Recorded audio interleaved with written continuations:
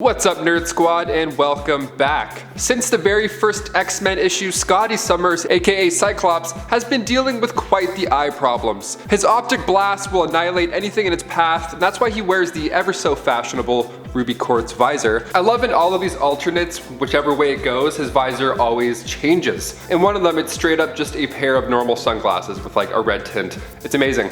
I'm Taylor McWatters, and here are the top 10 alternate versions of Cyclops. Number 10. What If? Since Disney's What If drops in mere weeks, we have to kick off the list with Volume 2, Issue 74, titled What If Mr. Sinister Formed the X-Men. In this What If, we find Cyclops and Havoc being raised by Mr. Sinister himself. What a happy, healthy home to grow up in. So Scott was leading this team of what he thought was heroes. The team consisted of himself, Havoc, Sabretooth, Madeline Pryor, and Sauron. So they of course ran into the X-Men, the current team being led by Marvel Girl, who Scott was immediately attracted to, page 15 and 16. Cyclops feels like he's known her his whole life at this point. He feels the connection and it changes his entire outlook on mutants. He only feels warmth and concern with her. But Mr. Sinister said they were traitors. How can this be? Maybe the guy named Mr. Sinister lied to Scott. Number 9. Mr. S. The alternate future of Earth X shows us a world that could go, well, either way. Every human was given superhuman abilities after the Inhumans Terrigen Mists were released into the atmosphere. So now a team of X-Men just looks like a regular bowling team. They're a team of superheroes in tights in a world where everybody is a superhero. I mean, it just doesn't really look that cool anymore. In this future, Cyclops himself becomes a teacher and leads an entirely new team, because there's of course a handful that ought to be struggling with their new powers, like he once did. Scott led this new team until they were an effective unit, and then 3 years later, Scott and his X-Men team joined Mar-Vell in his journey to collect powerful artifacts to kill Death, and then, build a paradise in what used to be the realm of the dead. When Mar-Vell did kill Death, a new problem came to be. Now nobody on Earth could die. Which sounds pretty good, but it was actually really sad and everyone just got old and sick. So Scott would now communicate with the Phoenix Force, who is in the realm of the dead. Ouija board not included. And before we continue on with this list, if you want to go ahead and give us a thumbs up, that would be awesome. It really does help us out. You're amazing. Now let's get right back into this list. No more wasted time. Number 8. Scotius Summerisle. Scaling back to the year 1602, the era where if you could do bed mass, you were deemed a witch and then subsequently killed.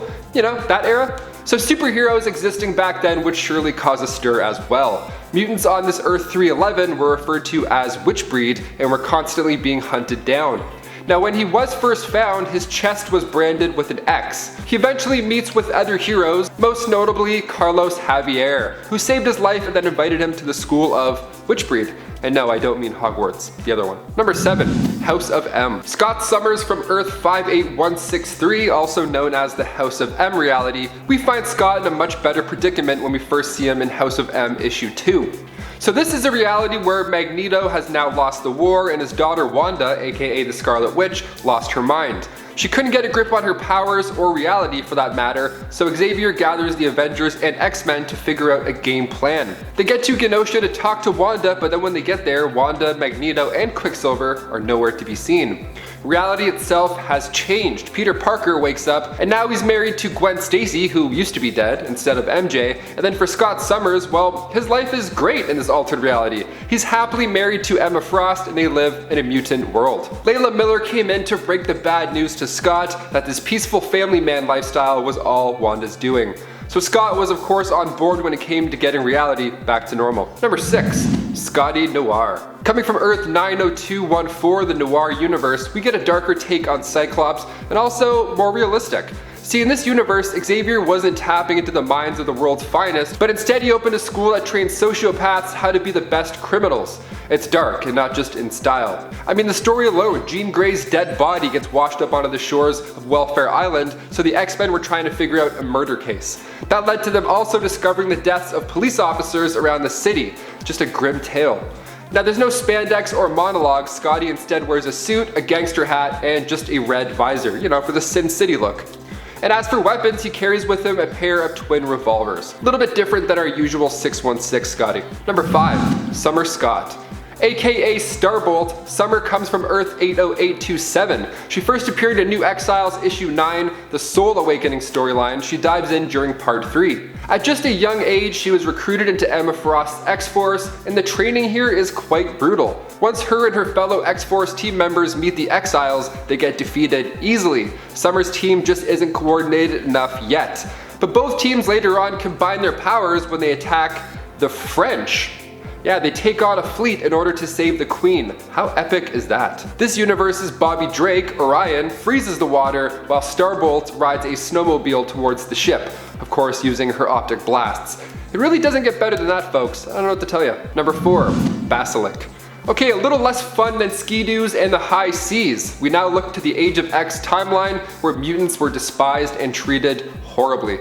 Scott, now known as Basilisk, first appears in Age of X Alpha issue 1. I made fun of Scott's visor in the Noir universe a little bit with his regular glasses, but here he doesn't even get one. In fact, he doesn't even get eyelids anymore in this universe. He now resides in Alcatraz where the guards control where he looks, when he looks, and who gets executed because of it. He's literally a living weapon. He finally figured out a way to control his mask and then he broke out, freeing all the other mutant prisoners, but that's a long time to not have eyelids. What a horrible, horrible time. He must win the staring contests that all the cellmates do. It's so mean. Sorry, Scott. Number 3, Sheriff Summers. Coming straight from the Rootin' Tootin' Wild West, Sheriff Summers makes his first ride in the pages of Extreme X-Men Volume 2, Issue 4. Dazzler and the team have to destroy 10 evil versions of Charles Xavier, and they of course have the help of, well, Xavier Head. The team meets the sheriff in the following issue, and he's blasting away on his horse next to Colossus, page 6. It's nice to see him here after what we just talked about. Now he's a sheriff, he's not a prisoner executing mutants. We're on the right path. I'm just kidding, evil Xavier was using him as a pawn. But we're getting better, we're getting better. Number 2, Ray Summers. The Amalgam Universe, so much fun.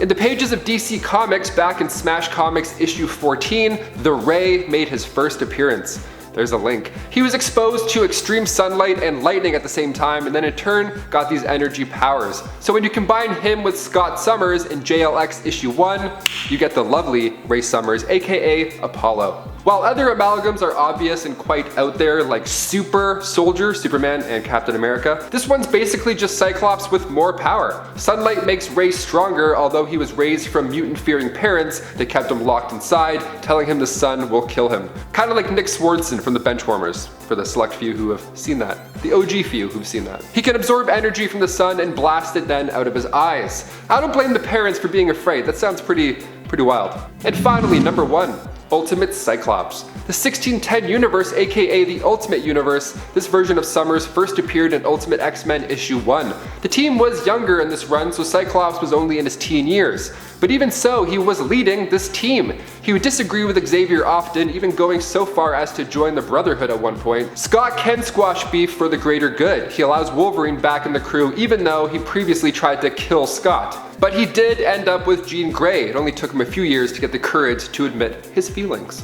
Now, after his time as headmaster, Scott had a substance abuse problem. He was addicted to this drug called Banshee, so Jean had to help him through that one. Now, when Magneto's ultimatum wave hit New York and wiped out Scott's friends and teammates, he himself executed Magneto. But these wars don't end, so naturally Magneto's speedy son Quicksilver came and got payback using the same bullet that took the life of his sister, the Scarlet Witch. What a grim note to end on. Guys, thank you so much for sticking around. Those were 10 alternate versions of Scotty Summers, but before you head out, drop us a suggestion or 2 or 5 down below. Turn on those notifications and maybe you'll see your list appear in the near future. I've been your host Taylor McWatters. Keep being you, and we'll see you next time on Top 10 Nerd.